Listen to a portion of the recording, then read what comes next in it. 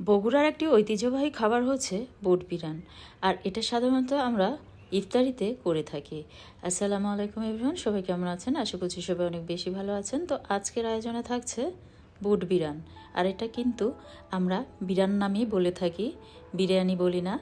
তো এটা হচ্ছে বুট বিরান। আর আমি এখানে 2 টেবিল চামচের মতো সরিষার তেল দিয়ে রেগুলার যে আস্ত গরম মশলাগুলি আমরা ইউজ করে থাকি সেগুলি দিয়ে দিয়েছি, আর 1 মুঠো পরিমাণ আমি পেঁয়াজ কুচি এর সাথে অ্যাড করে দিলাম। দিয়ে এখন এগুলিকে হালকা ভেজে নিচ্ছি। আর এ পর্যায়ে অ্যাড করে নিয়েছি স্বাদ মতো লবণ, 1 চা চামচ রসুন পেস্ট আর 1/2 চা চামচ আদা পেস্ট। আর মশলার পরিমাণ কিন্তু একদম অল্প করে ইউজ করতে হবে। তো হালকা নেড়ে চেড়ে এর সাথে এখন পরিমাণ মতো পানি অ্যাড করে দেব মশলাটাকে খুব ভালোভাবে কষিয়ে নেওয়ার জন্য। আর ইফতারিতে কিন্তু এই বুট বিরান না হলে আমাদের চলে না। তো এখন এর সাথে আমি পরিমাণ মতো পানি অ্যাড করে দিয়েছি। এই ধরুন 1.5 কাপের মতো হবে। পানি অ্যাড করে দিয়ে এখন হালকা নেড়ে চেড়ে নিলাম। তারপর এর সাথে আমি অ্যাড করে দিয়েছি পাউডার মশলাগুলি। তো 1/2 চা চামচ পরিমাণ হলুদ পাউডার অ্যাড করে দিলাম, 1/2 চা চামচ পরিমাণ ধনিয়া পাউডার অ্যাড করে দিলাম, 1 চা চামচ পরিমাণ মরিচ পাউডার অ্যাড করে দিলাম, আর 1/2 চা চামচ পরিমাণ জিরা পাউডার অ্যাড করে দিলাম। দিয়ে এটাকে খুব ভালোভাবে মিক্স করে নিচ্ছি। আর এই বুট বিরানটা কিন্তু ভীষণ মজার হয়। আমরা কিন্তু মাঝের মধ্যে সকালেও এই বুট বিরান করে থাকি। তো মশলাটা খুব ভালোভাবে কষিয়ে নিতে হবে। আর যখন কাঁচা গন্ধটা চলে যাবে সে পর্যায়ে অ্যাড করে দিয়েছি কিছু চিংড়ি মাছ। আর এটা কিন্তু দেশি চিংড়ি, ছোট চিংড়িটা কিন্তু আমি ইউজ করছি। আপনারা চাইলে এখানে গলদা চিংড়িও ইউজ করতে পারেন। আবার চাইলে গরুর মাংস, মুরগি মাংস, খাসির মাংস সব দিয়ে কিন্তু এই রেসিপিটি বানিয়ে নেওয়া যাবে। তো আজকে কিন্তু আমি চিংড়ি মাছ দিয়ে এটা বানিয়ে নিচ্ছি। তো আমি এখানে 2 পর মতো চাউল খুব ভালোভাবে ধুয়ে পানি ঝরতে রেখে দিয়েছিলাম আধা ঘন্টা আগে, সেটা অ্যাড করে দিয়েছি। আর 1/2 কাপের মতো বুট অ্যাড করে দিয়েছি। দিয়ে এটাকে হালকা ভেজে নিলাম। আর এই পর্যায়ে অ্যাড করে দিলাম 2 টেবিল চামচের মতো ঘি। ঘি না থাকলে না দিলেও চলবে, তবে ঘি দিলে সুন্দর একটি ফ্লেভার আসে, তাই ঘি থাকলে অবশ্যই অ্যাড করে দেবেন।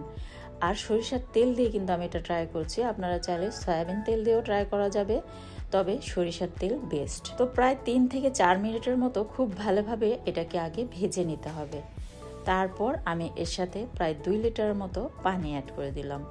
আর আপনাদের চাউলের পরিমাণের উপর ডিপেন্ড করে কিন্তু পানিটা কমিয়ে বা বাড়িয়ে অ্যাড করে নিতে হবে। তো পানি দেওয়ার পর এটাকে সুন্দরভাবে মিক্স করে নিয়ে এর সাথে অ্যাড করে দিয়েছি কয়েকটি কাঁচামরিচ। কাঁচামরিচের পরিমাণটা কিন্তু আপনারা ঝালের পরিমাণটা যদি বেশি পছন্দ করে থাকেন তাহলে কিন্তু আপনারা বাড়িও অ্যাড করে নিতে পারেন। তো আমি 4টি কাঁচামরিচ নিচের সাইডটা একটুখানি চিমটি কেটে অ্যাড করে দিলাম, তাতে কাঁচামরিচের সুন্দর ফ্লেভারটা বেরিয়ে আসবে।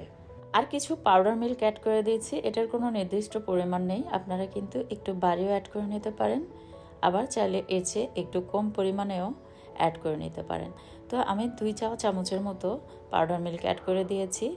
আর স্বাদটাকে ব্যালেন্স করার জন্য 1 চা চামচের মতো চিনি অ্যাড করে দিলাম, কিছু কিশমিশ অ্যাড করে দিলাম।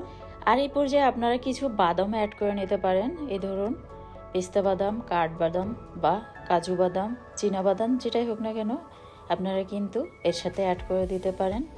আর আমি দিয়ে দিচ্ছি এটা রেডিমিক্স মাংসের মশলা। আপনারা চাইলে এখানে কিন্তু বিরিয়ানির মশলাটাও ইউজ করতে পারেন, আবার চাইলে কোনো কিছুই দেওয়া লাগবে না, জাস্ট মশলা ছাড়াও কিন্তু এটা অনেক মজার হয়। তো আমার হাতে কাছে ছিল, এই জন্য 1 চা চামচ পরিমাণ অ্যাড করে দিলাম স্বাদটাকে বাড়ানোর জন্য।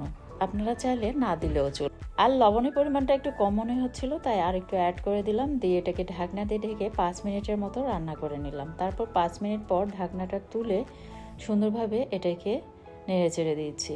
আর এই পর্যায়ে চুলার পাওয়ারটা কিন্তু মিডিয়ামের চেয়ে একটু কম রাখতে হবে। আর এটা প্রায় 80%-এর মতো কিন্তু হয়ে গিয়েছে। আর বাকি 20% আমি খুব ভালোভাবে এটাকে উপর দিয়ে এভাবে সমান করে নিলাম।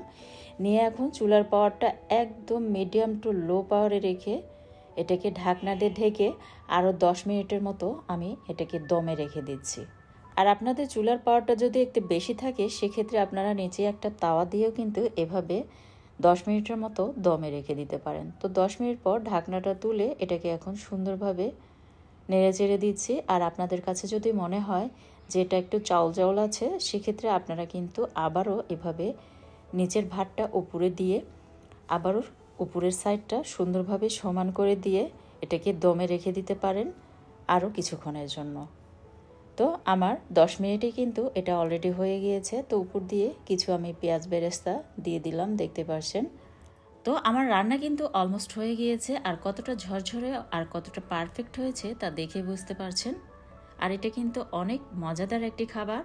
অবশ্যই আপনারা বগুড়ার এই ঐতিহ্যবাহী খাবারটি একটিবার হলেও এই রমজানে ট্রাই করে দেখবেন। আমার বিশ্বাস একবার বানিয়ে খেলে বারবার বানিয়ে খাবেন, এতটাই মজার।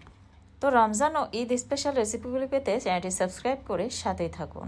আর ভিডিও নিচে অবশ্যই একটি লাইক দিয়ে সাথে থাকবেন, আর পরিবার পরিজনদের মাঝে ভিডিওটি বেশি বেশি শেয়ার করে দেবেন। তো পরবর্তী রেসিপি দেখার আমন্ত্রণ জানিয়ে আজকের মতো এখানেই বিদায় নিয়েছি। আল্লাহ হাফিজ।